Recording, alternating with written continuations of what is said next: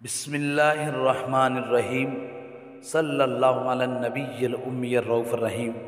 سامعین، امام جعفر صادق رحمۃ اللہ علیہ کا ایک عظیم واقعہ اور آپ کی ایک کرامت آپ کے سامنے بیان کر رہے ہیں۔ امام جعفر صادق کون ہیں؟ آپ ائمہ اہل بیت اطہار میں سے ایک امام ہیں، یعنی جو مشہور 12 امام ہیں ان میں سے آپ ایک ہیں۔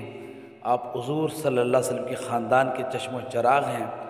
آپ حضرت مولا کائنات علی المرتضیٰ سیدہ کائنات فاطمۃ الزہرا رضی اللہ عنہ کے اولاد میں سے ہیں، اس لیے آپ کی بڑی شان، بڑا مرتبہ اور بڑا مقام ہے۔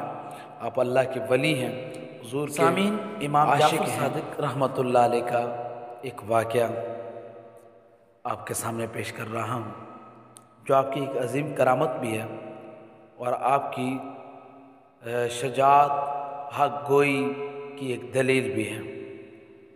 خلیفہ منصور نے ایک رات اپنے بیٹوں کو حکم دیا کہ جاؤ امام جعفر صادق کو لے کر آؤ تاکہ میں انہیں قتل کر دوں، انہیں شہید کر دوں۔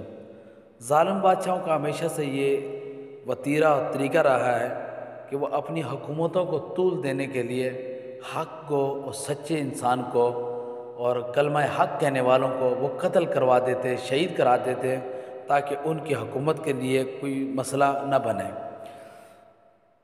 تو خلیفہ منصور کو بھی امام جعفر صادق کی حق گوئی سے، آپ کی صداقت سے، آپ کے کلمہ حق کہنے سے پریشانی تھی، اور وہ بھی چاہتا تھا کہ وہ آپ کو شہید کر دے۔ اسی غرض سے اس نے ایک دن اپنے بیٹوں کو کہا کہ جاؤ امام جعفر صادق کو بلا کر لاؤ، دھوکے کے ساتھ ان کو بلا کے لاؤ، کسی بہانے سے بلا کے لاؤ تاکہ میں ان کو شہید کر دوں۔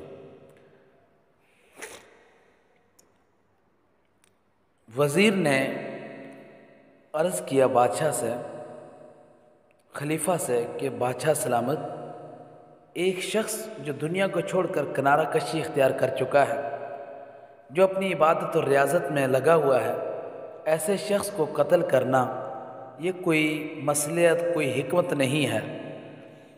لیکن خلیفہ غصے میں آیا اور اس نے غضبناک اور کہا کہ میرے حکم کی تعمیل کرو، میں نے جو تمہیں کہا ہے تم وہ کرو۔ وزیر مجبور ہوا اور مجبور ہو کر امام جعفر صادق کو لینے چلا گیا۔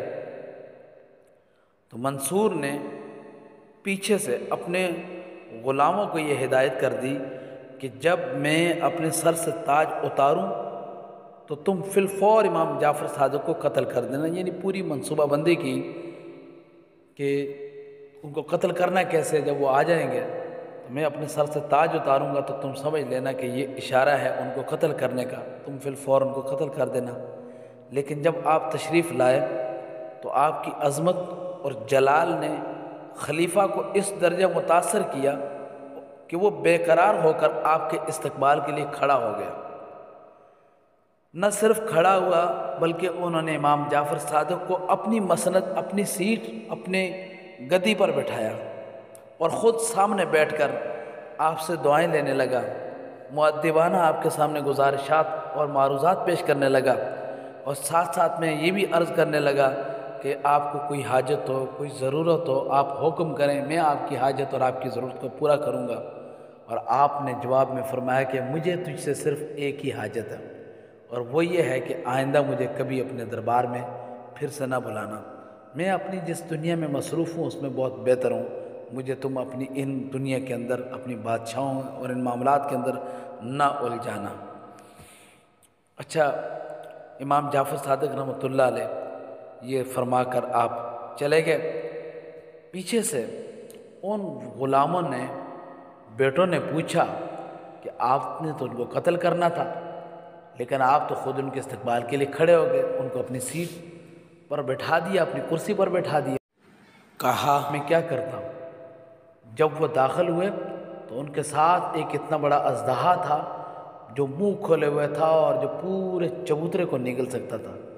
گویا کہ وہ اس انتظار میں تھا کہ اگر میں ذرا بر بھی کوئی بے ادبی والی حرکت کرتا تو وہ اژدہا پورے محل سمیت ہم سب کو نگل جاتا۔ تو اس لیے میں طائب ہو کر، اس لیے میں بیٹھ گیا، اور میں نے جو منصوبہ بندی کی تھی میں اس پر بالکل بھی عمل نہیں کر سکا۔ تو سامعین، یہ امام جعفر صادق رحمۃ اللہ علیہ کی کرامت تھی، اور کرامت کے ساتھ ساتھ آپ کی حق گوئی، ظالم بادشاہوں کے سامنے کلمہ حق کہنا آپ کی عادت مبارکہ تھی، اس کا بھی اظہار ہوا۔ اللہ تبارک و تعالی ہمیں اپنے نیک بندوں کے راستے پر چلنے کی توفیق عطا فرمائے۔ والسلام علیکم ورحمۃ اللہ وبرکاتہ۔ آپ ہمارے اس چینل کو سبسکرائب کر لیں تاکہ اس طرح کے خوبصورت واقعات آپ ہمیشہ سن سکیں۔